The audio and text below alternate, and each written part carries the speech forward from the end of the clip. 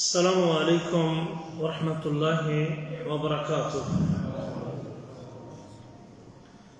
ان الحمد للہ نحمده ونستعینه ونستغفره ونعوذ باللہ من شرور انفسنا ومن سیئات اعمالنا من يهده الله فلا مضل له ومن يضلل فلا هادي له وأشهد أن لا إله إلا الله وحده لا شريك له وأشهد أن محمدا عبده ورسوله۔ اللهم صل على محمد وعلى آل محمد كما صليت على إبراهيم وعلى آل إبراهيم إنك حميد مجيد۔ اللهم بارك على محمد وعلى آل محمد كما باركت على إبراهيم وعلى آل إبراهيم إنك حميد مجيد۔ رب اشرح لي صدري ويسر لي أمري واحلل عقدة من لساني يفقهوا قولي۔ اللهم انفعنا بما علمتنا وعلمنا ما ينفعنا وزدنا علما ينفعنا۔ اللهم ارنا الحق حقا وارزقنا اتباعه وارنا الباطل باطلا وارزقنا اجتنابه۔ اما بعد فاعوذ بالله من الشيطان الرجيم۔ ان الذين آمنوا وعملوا الصالحات لهم جنات تجري من تحتها الانهار ذلك الفوز الكبير۔ وقال تبارك وتعالى ان الذين آمنوا وعملوا الصالحات كانت لهم جنات الفردوس نزلا خالدين فيها لا يبغون عنها حولا۔ گرامی قدر بھائیوں اور لائق احترام ساتھیوں، انسان کی زندگی کے 3 مرحلے ہیں۔ ایک دنیا کا مرحلہ ہے، اور دوسرا برزخ کا مرحلہ ہے، اور تیسرا آخرت کا مرحلہ ہے۔ دنیا کا مرحلہ پیدا ہونے سے شروع ہوتا ہے اور روح اور جسم کے انقطاع پہ ختم ہوتا ہے۔ اس کو عالم دنیا کہتے ہیں، اور اس پورے پیریڈ میں آدمی شریعت کا اگرچہ پابند نہیں ہوتا، بلوغت کی عمر کو پہنچنے کے بعد اور بالغ ہونے کے بعد سے لے کر موت تک وہ اپنے دین کا اور اپنی شریعت کا پابند ہے۔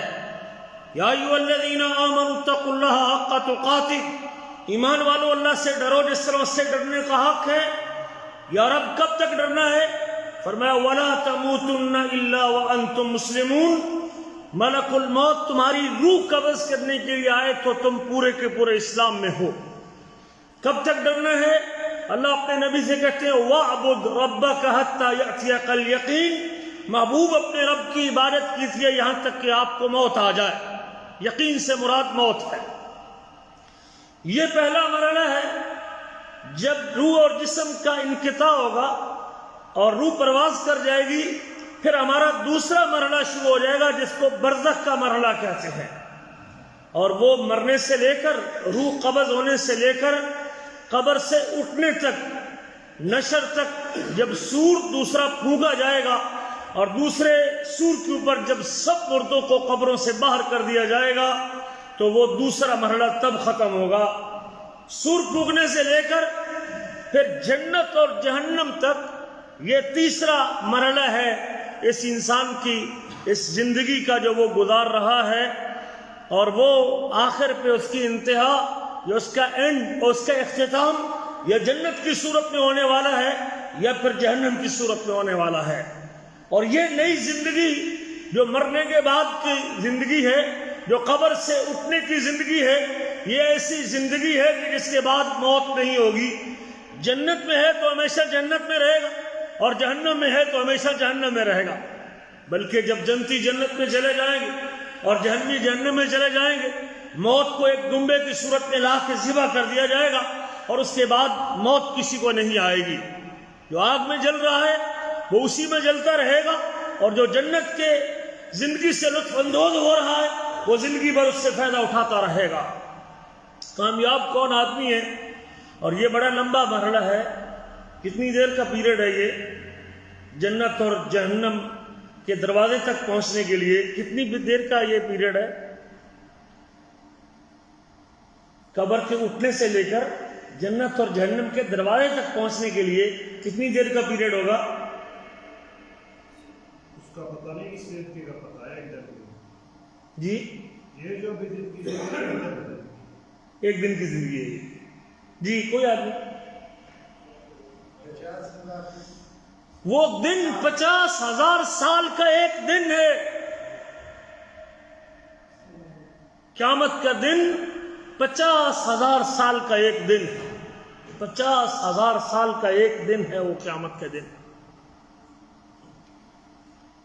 اور وہ بڑا لمبا چوڑا اس کا پیریڈ ہے۔ قبر سے اٹھنا ہے، پھر حشر ہے، نشر، پہلے اٹھنے کو نشر کہتے ہیں، پھر حشر ہوگا۔ حشر کے بعد لوگوں کو آگ محشر کے میدان میں جہاں لوگ جمع ہونے ہیں وہاں ان کو اکٹھا کرے گی۔ یہ زمین تبدیل کر دی جائے گی، یہ زمین پہ اونچ نیچ پہاڑ اور جو کھڈے آپ کو نظر آتے ہیں سارے بدل دیے جائیں گے۔ یہ شہر نہیں رہیں گے، یہ زمین بدل دی جائے گی، اور لوگ محشر کی زمین پہ جمع ہوں گے، آگ ان کو اکٹھا کرے گی۔ اکٹھا کرنے کے بعد پھر نامہ اعمال اس کے ہاتھ میں تقسیم کیا جائے گا، کسی کو دائیں ہاتھ میں اور کسی کو بائیں ہاتھ میں۔ نامہ اعمال بٹنے کے بعد پھر اللہ اکبر حوض کوثر ہوگا، اور حوض کوثر کے بعد پھر اللہ محاسبہ کرے گا۔ محاسبہ ایک ایک بندے کا ہوگا، 1 to 1 اللہ تعالیٰ محاسبہ کریں گے، اور کوئی بیچ میں ترجمان نہیں ہوگا۔ محاسبہ کے بعد میزان ہوگا، اعمال کا وزن ہوگا۔ میزان کے بعد پل صراط ہوگی، پل صراط جو بال سے زیادہ باریک اور تلوار سے زیادہ تیز ہے، اور اس پل صراط پہ صرف مومن، صرف گناہگار مومن اور سچے مومن اس سے گزریں گے۔ جو منافق اور کافر ہیں وہ پل سے پہلے جہنم میں دھکیل دیے جائیں گے، ان کو پل پہ گزرنے کی ضرورت نہیں رہے گی۔ جو مومن گنہگار مومن اور سچے مومن وہ اس پل کو کراس کریں گے، اور جس کے دامن پر جس قدر گناہ کا دھبا ہوگا، اگر شرک اس کے دامن پہ نہیں، اور اللہ اکبر اور کوئی اگر کبیرہ گناہ کا ارتکاب کیا ہے، تو وہ جہنم کا وہ پل اس کو کاٹ کے جہنم میں ڈالے گا، اور پھر اس کے بعد اس کی سزا بھگتنے کے بعد پھر اللہ چاہے گا، جب چاہے گا اللہ تعالیٰ اس کو جہنم سے نکال کے پھر جنت تک پہنچائے گا۔ پھر آگے پل کے بعد کنترا ہے، اس کنترے پہ لوگوں کے سینوں سے کینہ اور حقد، حسد وہ نکال دیا جائے گا، تاکہ جنت میں جانے کے بعد لوگ حسد نہ کریں۔ اور پھر اس کے بعد جنت ہے، اور اس جنت میں جانے کے بعد پھر ہمیشہ کی زندگی ہے۔ اگر کوئی شخص اس دن جنت کے دروازے پہ پہنچ گیا ہے تو اس کو اللہ تعالیٰ اپنی کتاب میں کہتے ہیں اعوذ باللہ من الشیطان الرجیم ان الذین آمنوا وعملوا الصالحات کانت لهم جنات الفردوس نزلا۔ بے شک وہ لوگ جو ایمان لائے اور ایمان لانے کے بعد نیک عمل کرتے رہے، ان کی مہمان نوازی ہم جنت کے باغوں کے ساتھ کریں گے، خالدین فیہا لا یبغون عنہا حولا۔ یہ ایماندار اور عمل کرنے والے اس جنت میں ہمیشہ رہیں گے اور اس سے نکلنا نہیں چاہیں گے۔ ایک اور مقام پہ اللہ کہتے ہیں ان الذین آمنوا وعملوا الصالحات، بے شک وہ لوگ جو ایمان لائے اور ایمان لانے کے بعد نیک عمل کرتے رہے، لہم جنات تجری من تحتها الانہار، ان کے لیے باغات جن کے نیچے نہریں چلتی ہیں، ذالک الفوز الکبیر، یہ بہت بڑی کامیابی ہے کہ قیامت کے دن میرا رب ان تمام مراحل سے گزار کے اپنے بندوں کو اور اپنے مومن اور نیک عمل کرنے والے بندوں کو اپنی جنتوں میں داخل کر دے۔ یہ سب سے بڑی کامیابی۔ میں نے کہا تھا کامیاب کون ہوگا اس دن؟ جو جنت میں پہنچ جائے گا۔ جنت بڑا عظیم مقام، جنت، اللہ اکبر کبیرہ۔ اللہ فرماتا ہے اپنی کتاب میں فَمَن زُحْزِحَ عَنِ النَّارِ، جس کو قیامت کے دن جہنم کی آگ سے دور کر دیا جائے گا، فَمَن زُحْزِحَ عَنِ النَّارِ وَأُدْخِلَ الْجَنَّةَ فَقَدْ فَازَ، اور جس کو جنت میں داخل کر دیا گیا یہ وہ شخص ہے جو کامیاب ہو گیا اس دن۔ یہ میں نے آج فیصلہ کرنا ہے کہ میرے لیے کیا ہے، میں کس مقام پہ کھڑا ہوں گا، کیا کامیابی کا سرٹیفکیٹ مجھے بھی ملنے والا ہے، کیا اس دن میں بھی جنتی لوگوں کی صف میں کھڑا ہوں گا۔ اب یہ امتحان ہے اور یہ میرے اور آپ کی ذمہ داری بنتی ہے، اور اپنے آپ کا محاسبہ کرنا کہ میری زندگی کے 40 سال بیت گئے اور میں نے اپنی آخرت کے لیے اور اپنی جنت کے لیے کیا کمایا۔ لاہور کا، گجرانوالہ کا، کراچی کا، کسی بہتر کالونی کے اندر، بحریہ ٹاؤن کے اندر پلاٹ، وہ تو میں کوشش کر رہا ہوں لینے کے لیے، لیکن جنت کا پلاٹ مجھ سے چھن تو نہیں رہا کہیں، جنت کا گھر اس سے محروم تو نہیں ہو رہا۔ یہ دنیا کے گھر لوگ سنبھال لیں گے، دلی میں، کلکتہ میں، بنگلہ دیش میں، ڈھاکہ میں جو آپ گھر بنا رہے ہیں یہ تو لوگ لے لیں گے، آپ مرنے کے بعد آپ کا نام ہی چھن جائے گا، آپ کا نام ہی چھن جائے گا، آپ کے نام سے اتر جائے گا، مختار نامہ دینے کی ضرورت بھی نہیں پڑے گی، روح نکلے گی تو خود بخود آپ کے نام سے اتر جائے گا۔ جس مکان کے لیے، جس کوٹھی کے لیے میں نے زندگی گزار دی اپنے بچوں کا مستقبل بہتر کرنے کے لیے، لیکن یہ نہ دیکھا کہ میرا حقیقی مستقبل تو ڈارک ہو گیا نا، میری قبر تو کالی ہو گئی نا، میری قبر تو جہنم کا گاڑا بن گئی نا۔ میں تو اپنی بے ایمانیوں کی وجہ سے اور اس پلاٹ کو بچانے کی خاطر اور یہ مکان بنانے کی خاطر جو دو نمبریے کرتا رہا، جو جھوٹ بولتا رہا، جو خیانت کرتا رہا، جو چوریاں کرتا رہا، جو فرائض چھوڑتا رہا، جو واجب ترک کرتا رہا، جو اللہ کی حدود اور حکموں کو پامال کرتا رہا، اس کی وجہ سے میں تو اپنے آپ کو قبر کے اندر بھی عذاب میں ڈال چکا ہوں اور اپنی عاقبت بھی خراب کر چکا ہوں۔ یہ اب میں نے فیصلہ کرنا ہے کہ میں کدھر جا رہا ہوں۔ مجھے تعجب ہوا، آج ہمارے گھر کے پڑوس میں ساتھی کام کر رہے ہیں، جمعے کا دن ہے، وہ اللہ کے بندے اس قدر کام میں مست ہیں، دنیا داری، جمعہ پڑھنے کے لیے بھی نہیں گئے۔ کچھ زندگی انسان کی رونا آتا اللہ کی قسم۔ میرے گھر کے پاس مصری بھی کام کر رہے ہیں، پاکستانی بھی کام کر رہے ہیں، دکھ لگتا ہے کہ کون ہے ان لوگوں کو، کیا ہے دنیا، دولت، مال، پیسہ، روپیہ۔ اذان ہوتی ہے زور کی، عصر کی، مغرب کی، لیکن ٹس سے مس نہیں ہوئی۔ عصر کے ٹائم مجھ سے رہا نہ گیا، میں کہ بھئی اللہ کے بندے نماز تو پڑھ لو، جماعت کھڑی ہونے والی ہے۔ ہمارے بہت سے لوگوں کی یہ حالت اور کیفیت ہے جس سے دل کڑتا ہے اور دل پسیج جاتا ہے کہ ہم یہ بھی کوئی زندگی ہے، ملک الموت کا پھیرا پڑے گا، یہ دنیا چھوٹ جائے گی، ساری کی ساری جائے گی، گھر والے بھی چند دن افسوس کریں گے، اس کے بعد بھول جائیں گے۔ بچوں کو اللہ رازق ہے، سب کو پالتا ہے، جس کا باپ نہیں ہوتا اس کو بھی پالتا ہے، لیکن میں اپنی عاقبت کے لیے کیا کر رہا ہوں، میں اپنی جنت کے لیے کیا کر رہا ہوں، میں اپنی اس حقیقی کامیابی کے لیے کر رہا ہوں۔ میری زندگی کے کتنے دن بیت گئے اور آگے جسم جواب دے رہا ہے۔ 40 سال کے بعد میری نگاہ کمزور ہونا شروع ہو جائے گی، میرا دل اس طرح ورک نہیں کرے گا، میرے بازوؤں میں وہ قوت نہیں رہے گی، میرے پاؤں مجھ کو کھڑا نہیں کر سکیں گے، میرے جوڑوں میں درد شروع ہو جائے گا، میرے اندرونی اعضاء جو ہے نا وہ ایسا ایسا خراب ہونے شروع ہو جائیں گے، ان کا وہ ورک جو جوانی میں تھا وہ نہیں کریں گے۔ اس لیے تو کہا ہے نا، جو جوانی میں اپنے آپ کو مولڈ کر لیتا ہے اور جو جوانی میں اپنے آپ کو اللہ کے رنگ میں رنگ لیتا ہے، جس کے دل میں جوانی میں اللہ کا خوف آ جاتا ہے، جو جوانی میں اپنے رب کی خشیت کو دل میں بسا لیتا ہے، رب قیامت کے دن اس کو پروٹوکول بھی بنا دیتے ہیں کہ 7 لوگوں کو اللہ اپنا سایہ نصیب کریں گے محشر کے میدان میں، جب کوئی سایہ نہیں ہوگا۔ ان میں سے ایک وہ نوجوان بھی ہے، شاب نشا فی عبادت اللہ، جس کی جوانی اللہ کی بندگی میں گزری ہے، اللہ اکبر کی صدا سنتا ہے، اس کا دل اللہ کی محبت سے لبریز ہے، اس کا سینہ رب کے پیار سے بھرا ہوا ہے، سب دنیا دولت کو وہ چھوڑ دیتا ہے، رب کی بندگی کے لیے مسجد کا رخ کرتا ہے، فجر کی نماز پہ اسے نیند ستا رہی ہوتی ہے، وہ اپنی نیند کو قربان کر کے اپنے اللہ کو خوش کرنے کے لیے اور رب کو راضی کرنے کے لیے ساری رکاوٹوں کو توڑ کے جب مسجد کا رخ کر لیتا ہے، یہ وہ لوگ ہیں جب اللہ تعالیٰ ان کو قیامت کے دن اس نیکی کرنے کے صلے میں عزت اور پروٹوکول دینے والے ہیں۔ سب سے بڑی کامیابی قیامت کے دن کیا ہے؟ جنت. فمن زحزح عن النار وادخل الجنة فقد فاز. پچھلے ہفتے کی بات ہے، 61 سال کا ایک بزرگ، اس نے میرے موبائل نمبر پہ میسج کیا، ریاض میں اپنے بیٹے کے پاس آیا ہوا تھا.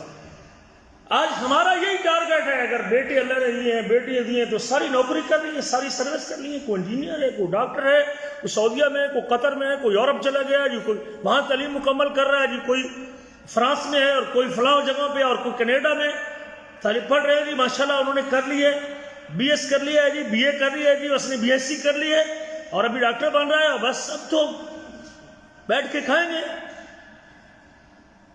وہ 61 سال کا بوڑھا، مجھے وہ بزرگ کہتا ہے میں آپ سے کیسے فائدہ اٹھا سکتا ہوں. اس سے اب احساس ہوا میں آپ سے کیسے فائدہ اٹھا سکتا ہوں. میں کہ جی بزرگوں فرمائیے، میں حاضر ہوں، آپ کیا پوچھنا چاہتے ہیں مجھ سے. کہتے ہیں رستہ بڑا خطرناک ہے، منزل بڑی قریب ہے، رستہ بڑا خوفناک ہے، اور ہمارے پاس زیادہ راہ نہیں ہے. یہ اس کے الفاظ تھے، ہمارے پاس زیادہ راہ نہیں. ہم نے زندگی ساری گزار دی دنیا کمانے کے لیے، لیکن میرے پاس اگلے سفر کے لیے اب مجھے موت نظر آتی ہے کہ شاید کل پرسوں چوتھ روانگی ہو جائے، لیکن میرے پاس سفر کا سما موجود نہیں. یہ اب وقت ہے کہ اب اپنی ان جوانیوں میں اللہ کی محبت کو لے کے آئیں اور اس کو فوکس کریں، اس کو ترجیح دیں کہ میرے لیے سب سے پہلی ترجیح، میری پرائرٹی اور میری اولین ترجیح وہ اللہ کی بندگی اور اللہ کے حکم کا ہے. میں نے اللہ کو راضی کرنا ہے، رب کا حکم سب سے پہلے نمبر پہ ہے. باقی سب کچھ جاتا ہے تو چلا جائے، لیکن اللہ کی بندگی نہ چلے. میں جانتا ہوں ان لوگوں کو کھجور کے سیزن میں جو کھجور کے اوپر پیشاب کر دیتے ہیں، نیچے اترنے کی بھی زحمت. نیچے اتریں گے تو ٹائم لگے گا نا.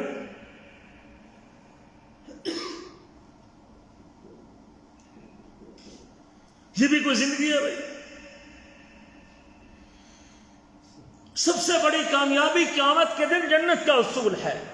میں آج آپ کے سامنے جنت کے، میں جانے کے اسباب کی اور بات نہیں کرنا چاہتا ہوں. اس جنت میں کچھ ایسے لوگ بھی جائیں گے جن کی عزت اور پروٹوکول یہ ہے کہ رب الجلال جنت کے 8 دروازے اس کے لیے کھول دے گا. 8 دروازے ان کے لیے کھلے ہوں گے. کچھ ایسے لوگ بھی ہیں. آپ بھی چیک کیجئے گا، اور میں بھی اپنے آپ کو چیک کرتا ہوں کیا ان لوگوں میں میرا نام بھی شامل ہے کہ نہیں شامل.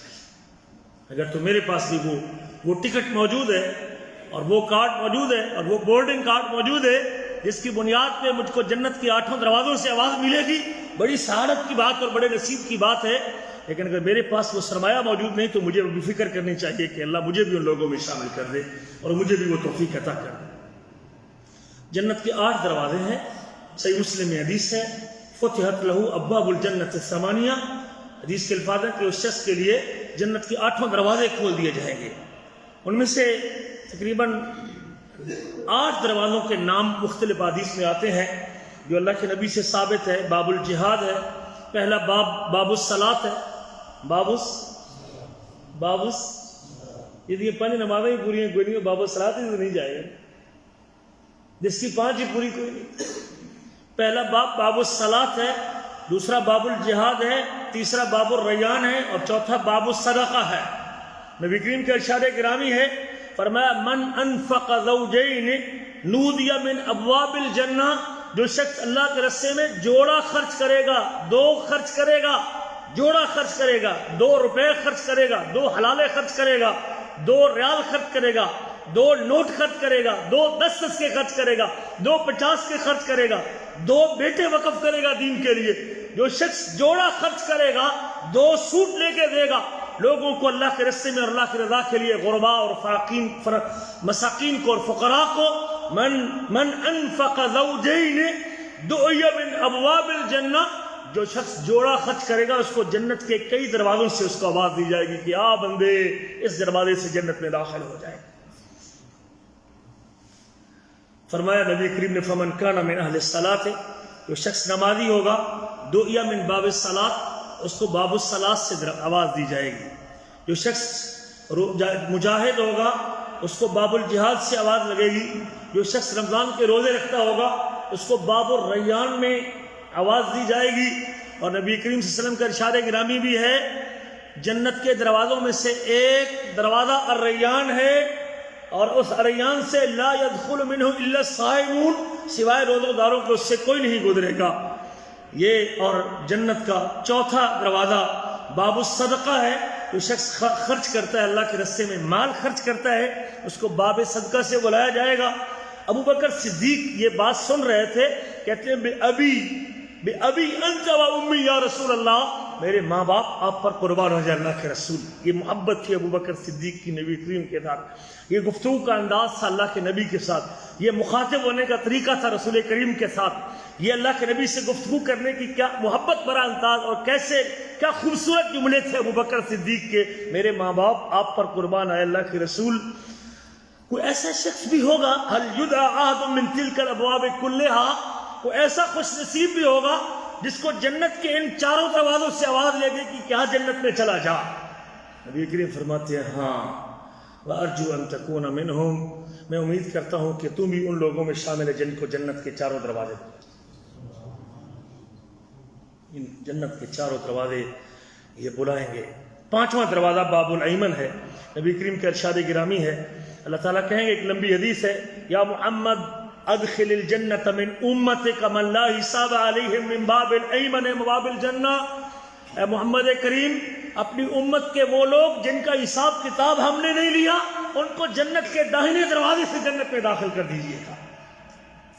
جنت کے دائیں دروازے سے وہ لوگ داخل ہوں گے جن کے اوپر کوئی حساب کتاب نہیں ہوگا، بغیر حساب کتاب کے اللہ داخل کریں گے۔ چھٹا دروازہ لا حول ولا قوت الا باللہ، یہ چھٹا دروازہ ہے جنت کا۔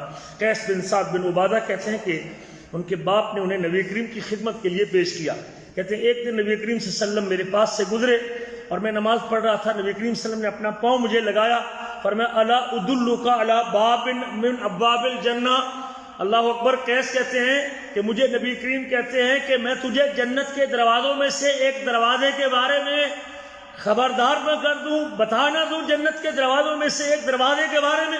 قلت بلا یا رسول اللہ، میں نے کہا اللہ کے نبی وہ بتائیے وہ جنت کا دروازہ کیا ہے جس سے مجھے وہ جنت نصیب ہو جائے؟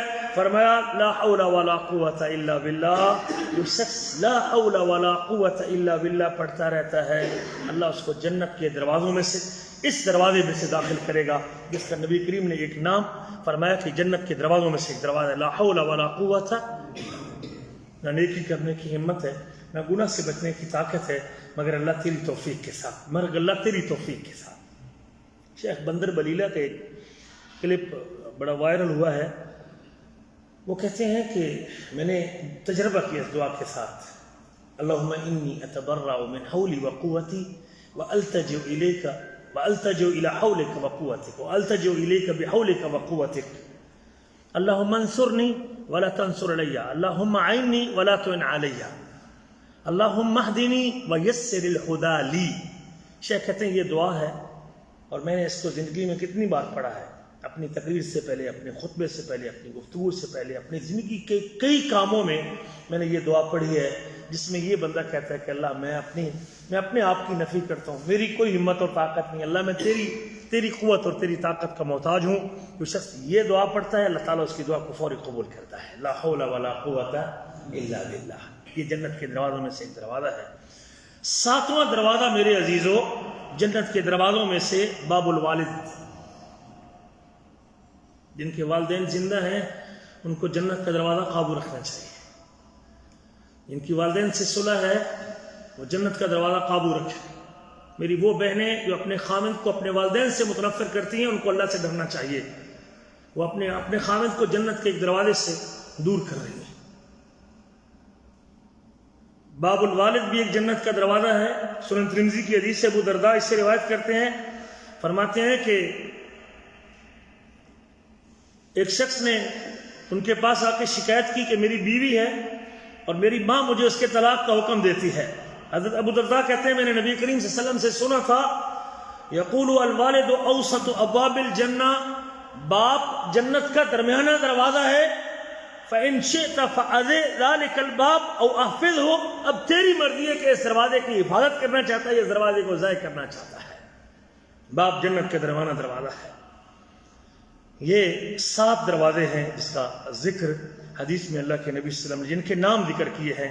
اللہ کے رسول صلی اللہ علیہ وسلم نے جنت کے دروازے کب کھلتے ہیں، مختلف اوقات ہیں، اور وہ بھی انشاءاللہ رمضان کے بارے میں تو مشہور حدیث ہے کہ جب رمضان آتا ہے تو جنت کے دروازے کھول دیے جاتے ہیں اور جہنم کے دروازے بند کر دیے جاتے ہیں. جنت کے دروازے کھلنے کے حوالے سے وہ بڑی معروف حدیث ہے. جو شخص وضو کرتا ہے اور اچھی طرح وضو کرتا ہے اور وضو کرنے کے بعد یہ جملے بولتا ہے اشہد ان لا الہ الا اللہ واشہد ان محمدا عبدہ ورسولہ، تو اللہ اس کے لیے جنت کے 8 دروازے کھول دیتا ہے. وضو کے بعد جب وضو کرتا ہے اور پھر یہ دعا پڑھتا ہے اللہ اس کے لیے جنت کے دروازے کھول دیتا ہے. نبی کریم فرماتے ہیں کہ تفتح ابواب الجنت کل یوم اثنین و خمیس، ہر سوار کو اور ہر جمعرات کو جنت کے دروازے کھول دیے جاتے ہیں، ہر شخص کو معاف کر دیا جاتا ہے. فیغفر فی ذلک الیومین، اور ان 2 دنوں میں ہر بندے کو معاف کر دیا جاتا ہے سوائے 2 لوگوں کے. ایک جس کے دامن پہ شرک کا دھبا ہے اس کو بھی معاف نہیں کیا جاتا، اور ایک جس کے دل کے اندر بغض اور کینہ موجود اپنے بھائی کے بارے میں اللہ اس کو بھی معاف نہیں کر رہا، اور اللہ کہتے ہیں اس کو چھوڑ دو. انذروا ہذین حتی یصطلحا، ان 2 لوگوں کو جو اپنے بھائی کے بارے میں بغض اور کینہ رکھتے ہیں ان کی نیکی کو روک لو ابھی تک، جب تک دونوں صلح نہیں کرتے تب تک ان کی نیکی آسمان کی طرف نہیں چلتی. اس لیے میرے عزیزو، جنت میں جانا چاہتے ہیں تو اپنے سینوں کو پاک رکھنا چاہیے. سب سے پہلے جنت کا دروازہ کس کے لیے کھلے گا؟ میرے آپ کے نبی محمد صلی اللہ علیہ وسلم کے لیے کھولے گا. نبی کریم فرماتے ہیں، صحیح حدیث سے حضرت انس کہتے ہیں، فرمایا آتی باب الجنت، میں جنت کے دروازے پہ آؤں گا قیامت کے دن، فاستفتح فیقول الخازن من انت، اور میں دروازہ کھٹکھٹاؤں گا اور جنت کا دربان کہے گا تو کون ہے؟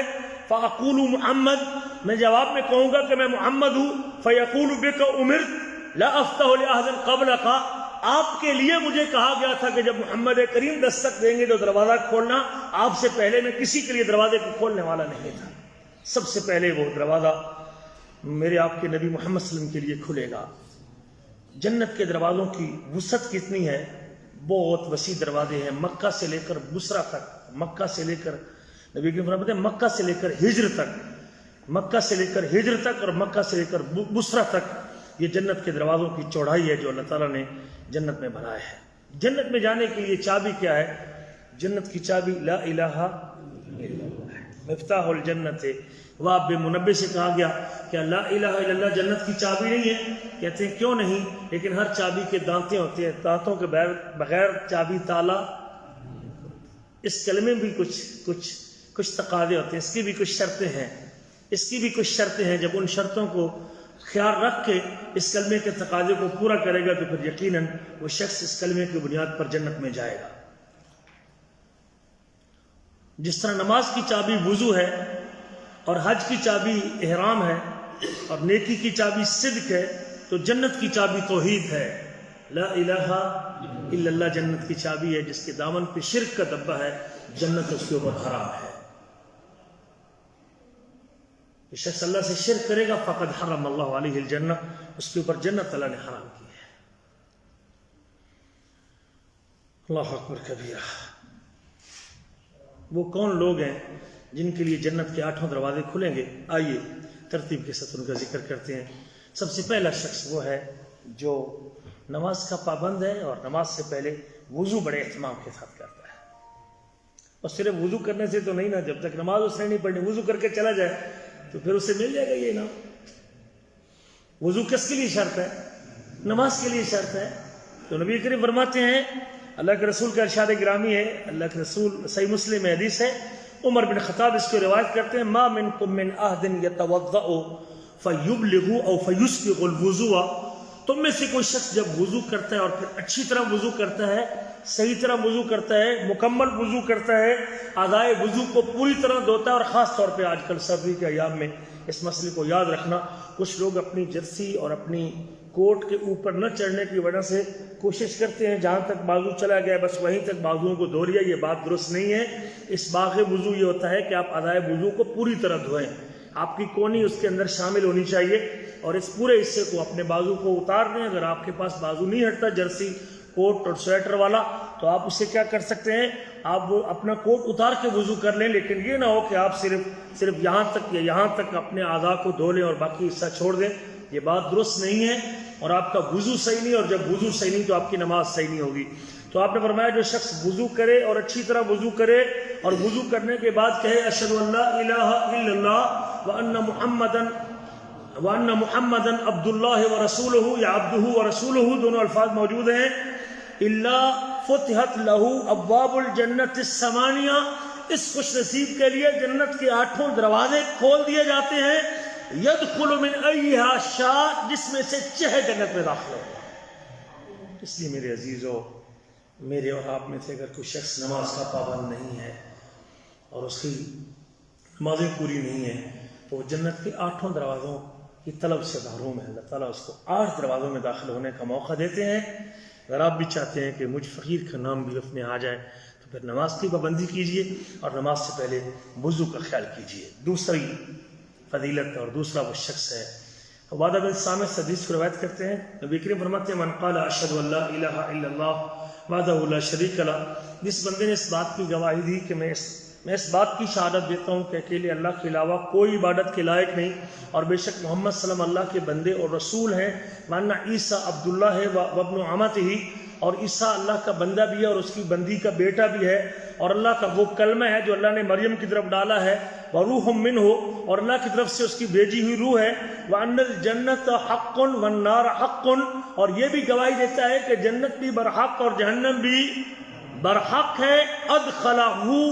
ادخلہ اللہ من ای ابواب الجنت الثمانیۃ شاء، اگر اس اعتقاد کے اوپر دنیا سے گیا ہے تو اللہ اس کو جنت کے 8 دروازوں میں سے جس میں سے چاہے جنت میں داخل کر دے.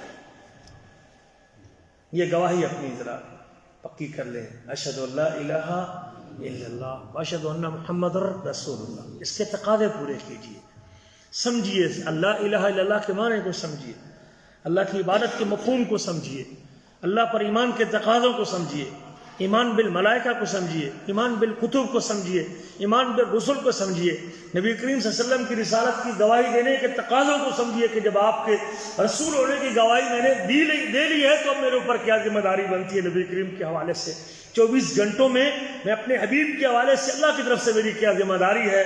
جو شخص یقیناً اس کو پورا کرتا ہے اور اللہ کے نبی عیسیٰ علیہ السلام کو اللہ کا نبی مانتا ہے، اللہ کا بیٹا نہیں کہتا، اور اللہ تعالیٰ کی بندی کا بیٹا کہتا ہے، مریم کا بیٹا کہتا ہے علیہ السلام، اور اللہ کا کلمہ مانتا ہے اور اللہ کی طرف سے روح مانتا ہے، جنت اور جہنم کو حق مانتا ہے، میرا مالک اس کو جنت کے 8 دروازوں میں سے سب دروازوں کی طرف سے بلائے گا جنت میں. تیسرا وہ شخص ہے، حضرت ابو ہریرہ اس حدیث کو روایت کرتے ہیں، فرمایا من انفق زوجین فی سبیل اللہ، جو شخص اللہ کے راستے میں، اس کا ایک معنی جہاد بھی ہے اور ایک معنی اللہ کی رضا کے لیے بھی ہے، جو شخص اللہ کے راستے میں جوڑا خرچ کرتا ہے، نودی من ابواب الجنہ، اس کو جنت کے کئی دروازوں سے آواز دی جائے گی. اور پھر آپ نے دروازوں کے نام بتائے اور ابو بکر صدیق کو بتایا کہ میں امید کرتا ہوں کہ تو ان لوگوں میں شامل ہے. چوتھا وہ شخص ہے میرے عزیزوں، اللہ اکبر کبیرہ، صعصع بن معاویہ کہتے ہیں لقیت ابا ذر، میں حضرت ابو ذر سے ملا اور میں نے اسے کہا کہ مجھے اللہ کے نبی کا کوئی فرمان سنائیے.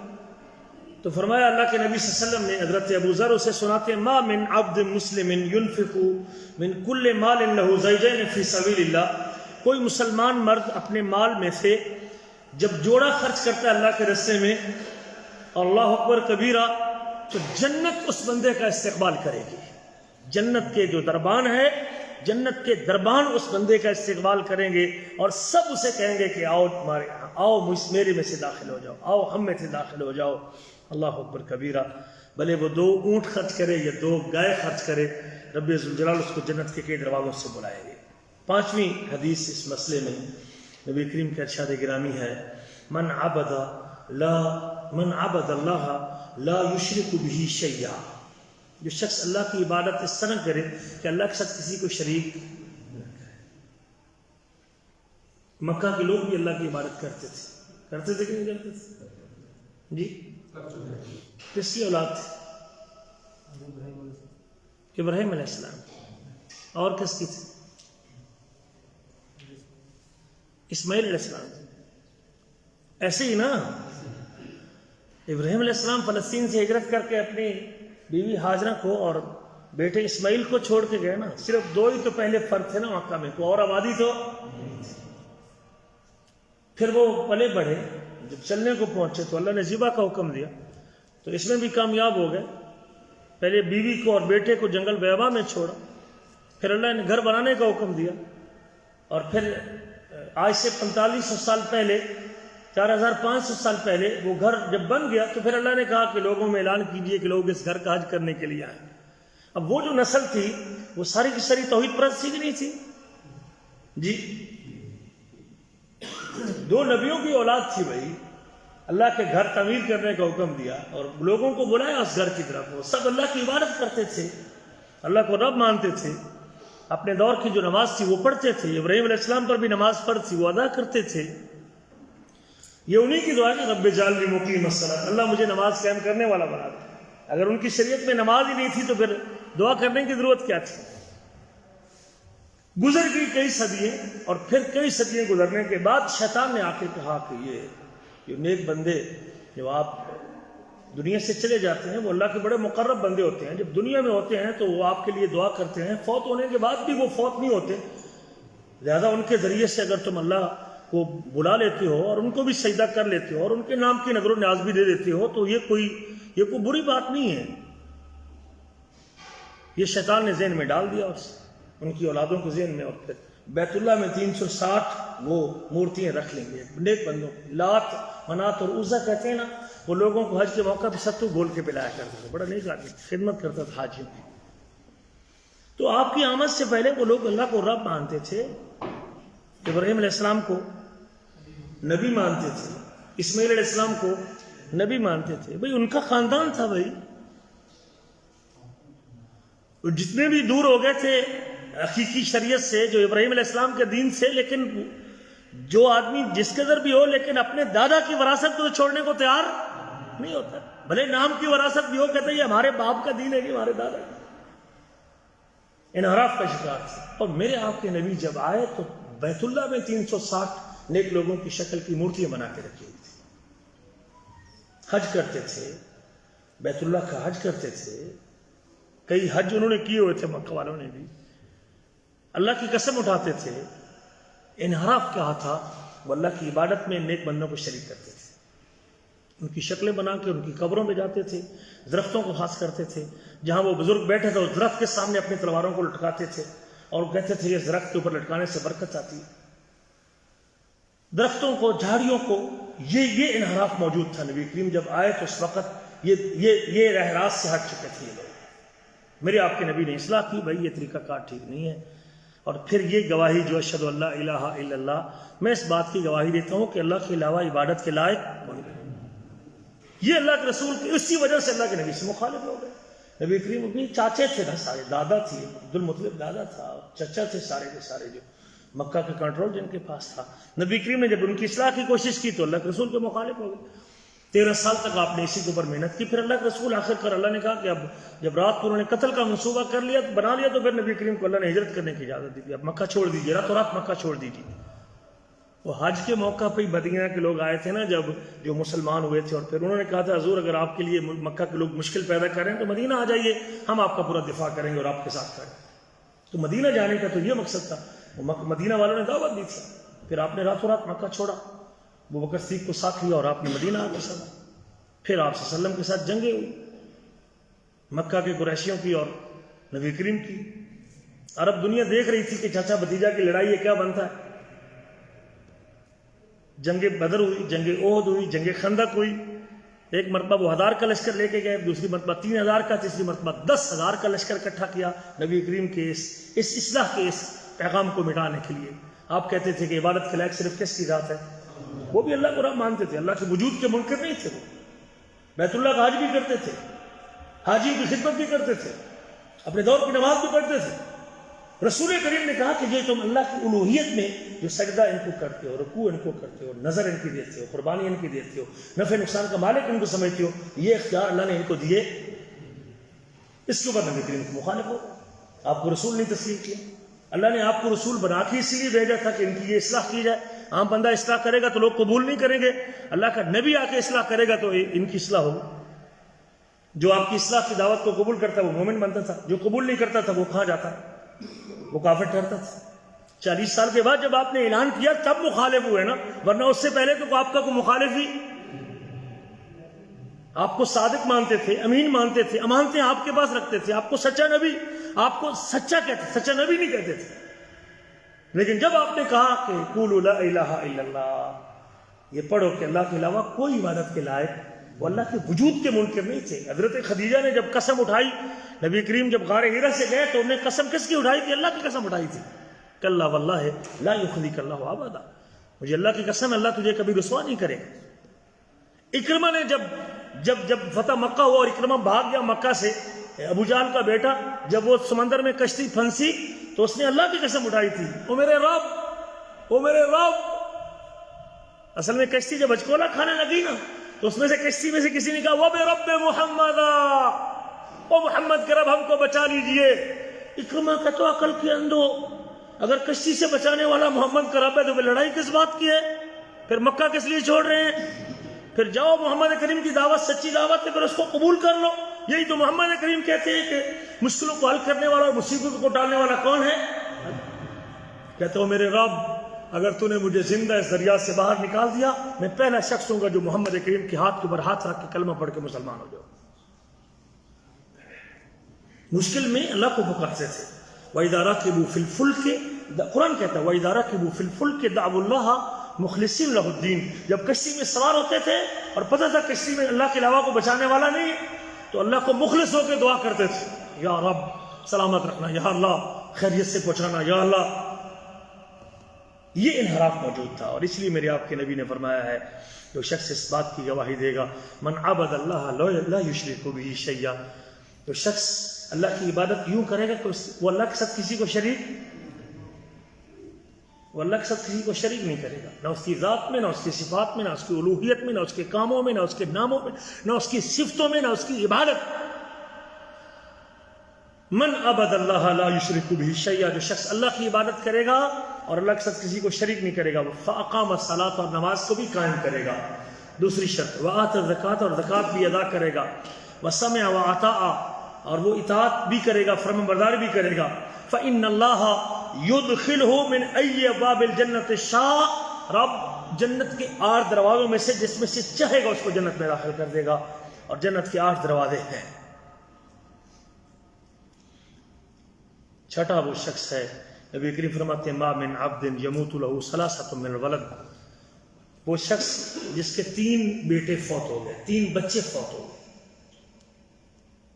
وہ شخص جس کے 3 بچے فوت ہو گئے، بعض وقت نابالغ بچے فوت ہوتے ہیں، یہ جوان بھی فوت ہوتے ہیں، وہ شخص جس کے 3 بچے فوت ہو گئے، لم یبلغ الحنث، جو بھی بالغ نہیں ہوئے تھے، الا تلقوه من ابواب الجنت 8 من ای شاء، اس کے 3 بچے جنت کے 8 دروازے پہ اس کو ملیں گے اور ان کو کہیں گے کہ ابا جس سے چاہے جنت میں داخل ہو جائے، لیکن اگر وہ صبر کرتا ہے اپنے بچوں کو، بے صبری کرے گا، واویلا کرے گا، روئے دھوئے گا، تو پھر تو یہ فضیلت نہیں ملے گی۔ اللہ اکبر کبیرہ، اللہ اکبر کبیرہ۔ 7واں وہ شخص ہے من لقی اللہ لا یشرک بہ، عقبہ بن عامر کہتے ہیں من لقی اللہ لا یشرک بہ شیئا، جو اللہ تعالیٰ سے اس حالت میں ملے گا اور اس نے اللہ کے ساتھ کسی کو شریک نہیں کیا ہوگا، ولم یتندى بدم حرام، اور وہ حرام کے خون سے نہیں پلا ہوگا، الا دخل من ای باب الجنت الشاء، وہ جنت کے 8 دروازوں میں سے جس میں سے چاہے گا جنت میں داخل ہوگا۔ 8واں وہ شخص، 7 اور 8واں وہ شخص ہے، اور ہماری وہ خاتون، ہماری وہ بہن، نبی کے فرماتے ہیں اذا صلت المرأة 5، جب خاتون 5 نمازوں کی پابندی کرے گی، وصامت شہرها، اور 1 مہینے کے روزے رکھے گی، وحسنت فرجها، اور اپنی شرمگاہ کی حفاظت کرے گی، اپنی عزت کی حفاظت کرے گی، واطاعت بالها، اور اپنے خاوند کی فرما برداری کرے گی، جب یہ 4 کام کر کے آئے گی، 5 نمازوں کی پابند، رمضان کے روزے رکھے گی، اپنی عزت کی حفاظت کرے گی، اپنے خاوند کی اطاعت کرے گی، دخلت من ای ابواب الجنت شاءت، جنت کے 8 دروازے اللہ اس کے لیے کھول دیں گے، جا جس میں سے چاہے جنت میں چلی جا، جا جس میں سے چاہے جنت میں چلی جا۔ مجھے اپنی بچیوں کی اپنی بیٹیوں کی اس انداز سے پرورش کرنی چاہیے کہ اس کے اندر یہ خوبی ہو جس کی وجہ سے کل میری یہ بیٹی اور میری لگتے جگر بھی جنت کے 8 دروازوں میں اس کو آواز دی جائے۔ 9واں اور آخری وہ شخص جس کو جنت کے 8 دروازے بلائیں گے، نبی کریم فرماتے ہیں، حضرت ابو ہریرہ اس حدیث کو روایت کرتے ہیں کہ ایک دن اللہ کے نبی نے ہم سے خطبہ دیا اور ہمیں خطاب فرمایا، اور آپ نے فرمایا والذی نفسی بیدہ، مجھے اس ذات کی قسم جس کے ہاتھ میں میری جان ہے۔ نبی کریم قسم کس کی اٹھاتے تھے؟ اللہ کی قسم اٹھانی چاہیے۔ قسم اللہ کی اٹھا سکتے ہیں، رب کے علاوہ مخلوق کی قسم اٹھانا یہ شرک تک لے کے جاتا ہے۔ مجھے دودھ کی قسم ہے، میں اپنے بیٹے کے سر پہ ہاتھ رکھ کے کہتا ہوں میں اس دربار کا کنڈا کھولتا ہوں اور تو کنڈا بند کر دے، یہ قسمیں ساری کی ساری غیر شرعی قسمیں ہیں۔ قسم جب بھی کھانی ہے تو اللہ کی۔ نبی کریم فرماتے ہیں، نبی کریم کی آمد سے پہلے لوگ ماں اور باپ کی قسم کھاتے تھے، وَبِأَبِي، مجھے اپنے باپ کی قسم ہے، مجھے بیٹے کی قسم ہے، میں بیٹے کے سر پہ ہاتھ رکھ کے کہتا ہوں میں دودھ کا گلاس نور خدا کا پکڑ کے کھڑا ہوا ہوں۔ اس قسم کی باتوں سے لوگوں کو یقین دلانا یہ جاہلیت میں لوگ کرتے تھے۔ آپ نے فرمایا من کان منکم حالفا فلیحلف باللہ، تم میں سے اگر کوئی قسم اٹھانا چاہتا ہے تو وہ صرف اللہ کی قسم اٹھائے، رب کے علاوہ کسی کی قسم نہیں اٹھا سکتے۔ لا تحلفوا بآبائکم، اپنے باپوں کی قسم نے اٹھایا ہے۔ تو آپ نے 3 بار قسم اٹھائی، مجھے اس ذات کی قسم جس کے ہاتھ میں میری جان ہے۔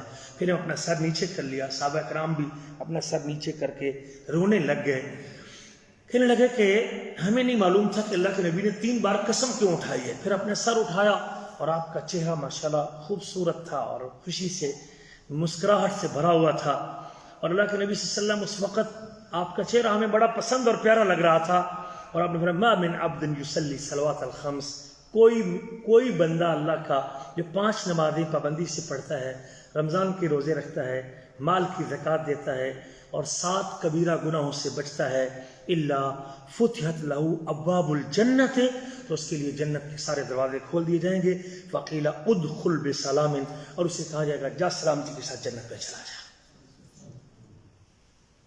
باتیں یاد رہیں گی؟ جو شخص 5 نمازوں کی پابندی کرتا ہے، رمضان کے روزے رکھتا ہے، مال کی زکوٰۃ دیتا ہے، کبیرہ گناہوں سے 7 کبیرہ گناہوں سے بچتا ہے۔ وہ 7 گناہ کون سے ہیں جسے اللہ کے نبی نے فرمایا اجتنبوا السبع الموبقات، 7 ہلاک کرنے والے گناہوں سے بچو، 7 ہلاک کرنے والے گناہوں سے بچو۔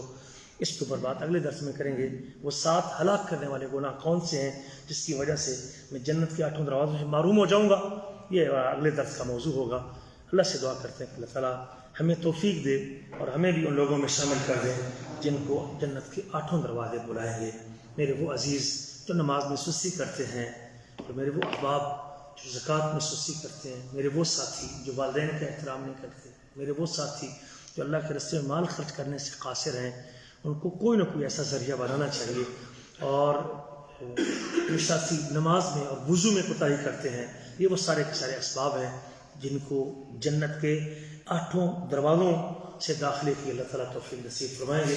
اس دعا کے ساتھ کہ اللہ تعالیٰ میرے اور آپ کا بیٹھنا قبول و منظور فرمائے، اللہ ہمارے گناہوں کو معاف فرمائے، اللہ ہمیں نیکی کی توفیق نصیب فرمائے، اللہ جو پریشان حال ہے ان کی پریشانیاں دور فرمائے۔